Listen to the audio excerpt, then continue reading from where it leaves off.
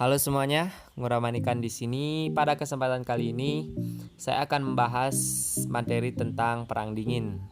Langsung saja ke materinya. Di slide halaman pertama ini terpapang jelas, yakni sebuah gambar tentang peta konsep dari Perang Dingin. Ada pengertian, sebab umum, sebab khusus, negara yang terlibat, serta bagaimana jalannya konflik dari Perang Dingin tersebut. Yang pertama ada pengertian dari Perang Dingin. Perang Dingin atau Cold War adalah masa-masa konflik antara Amerika Serikat dan Uni Soviet dengan sekutu mereka masing-masing yang tergabung ke blok barat dan blok timur. Sejarah Perang Dingin dimulai pada tahun 1947 dan berakhir pada tahun 1991. Lumayan lama juga ya. Perang yang lebih terlihat seperti persaingan ideologi antara sosialisme dan komunisme melawan liberalisme dan kapitalisme.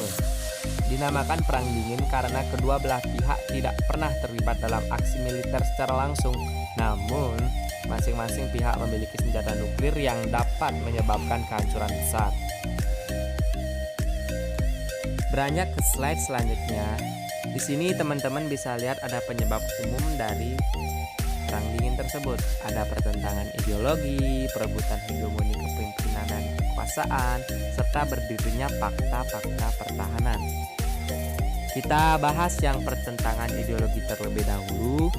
Di sini Amerika Serikat dengan Uni Soviet memiliki ideologi yang saling bertentangan, yaitu Soviet dengan paham komunisme dan sosialisme, dan Amerika Serikat dengan kapitalisme liberalisme. Serta perebutan hegemoni di sini bentar dulu ya. Di sini menurut data yang kami baca, saat berakhirnya Perang Dunia Kedua, terdapat dua negara adidaya yang memiliki perbedaan ideologi sehingga memunculkan perebutan hegemoni di antara kedua belah pihak, sehingga memunculkan persaingan antara blok barat dan blok timur. Amerika Serikat dan negara blok barat ingin menyebarkan paham kapitalisme liberalisme kepada negara-negara di dunia, khususnya di Eropa Barat, dengan mengirimkan bantuan ekonomi. Sedangkan Uni Soviet di sini juga tak ingin kalah dengan menyebarkan paham komunisme sosialisme ke negara-negara di dunia, khususnya di Eropa Timur, dengan memberikan bantuan ekonomi pula.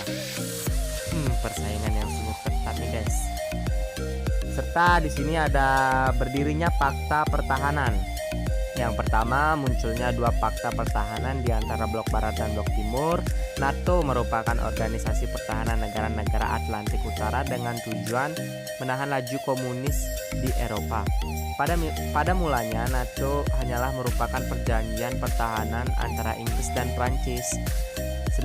Sesudah blok barat membentuk NATO, untuk mengimbangi hal tersebut, maka Uni Soviet membentuk fakta pertahanan dengan negara-negara lain yang berhaluan sosialisme dan komunisme. Fakta tersebut bernama Fakta Warsawa yang dibentuk di Warsawa. Itu guys. Beranjak ke slide selanjutnya. Selain adanya penyebab umum kenapa Perang Dingin bisa terjadi, di sini saya juga akan membahas penyebab khusus kenapa Perang Dingin bisa terjadi. Nah, penyebab khusus tersebut tiada lain adalah ego dari masing-masing kedua belah pihak. Munculnya ego dari kedua negara sekutu sebagai pemenang perang yang terbagi menjadi dua ideologi yang saling bertentangan untuk menentukan kekuatan siapa yang paling berpengaruh. Amerika Serikat dengan ideologi liberal ataukah Uni Soviet dengan komunisme? Sedangkan di sini terdapat pula pihak yang terlibat. Maksudnya di sini negara-negara apa saja yang terlibat dalam Perang Dingin.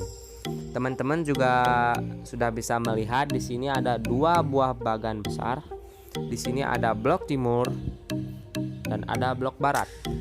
Di blok negara-negara yang ada di blok timur itu seperti Cekoslovakia, Jerman Timur, Uni Soviet, Hungaria, Rumania, Bulgaria, serta Polandia. Sedangkan di blok barat ada Denmark, Prancis, Kanada, Norwegia, Luxembourg, Amerika Serikat, Italia, Belgia, Portugal, Britania Raya, Belanda, serta Jerman Barat. Nah, selain negara-negara tersebut, di sini saya juga akan membahas jalannya Perang Dingin. Perang Dingin berjalan terbagi menjadi 3 buah fase, yakni fase awal, fase pertengahan, dan fase akhir. Fase awal dimulai pada tahun 1947